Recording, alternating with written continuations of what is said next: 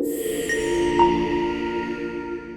I'm James Lupton. I'm the CTO at Cynozure. So one of the big things that companies at the moment need to grapple with is whether they think the current wave of generative AI, ChatGPT, that kind of tooling is the next big new thing and truly disruptive, or whether it's a fad and they don't buy into it. Now, personally, I do think that we are talking about a huge change in the market. And I've been framing that through a great piece of work by Roger Martin called Flattening Technologies. And this framework has really helped me to frame what is happening. So in the piece of work, he talks about going through 4 stages. You get the early spike, the invention of that new bit of technology. You get a lead being built by that early player. Then you get the rise of competitors around it and peripheral products and services related to it. And then eventually it becomes the norm.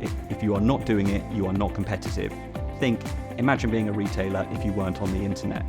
Even if you're a small bakery in France, you need your opening hours, you need to be on Google Maps, otherwise you really truly can't compete, and you definitely can't compete at the scale of an Amazon, for example. So looked through that lens, I think what we are seeing with generative AI is the early stages of that kind of cycle.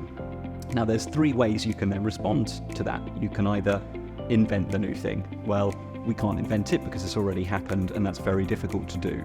The second one is you can become a market leader in it. You can invest heavily and you can invest early and try and build a market dominance in there. Very hard, requires a lot of money, requires a lot of sticking power.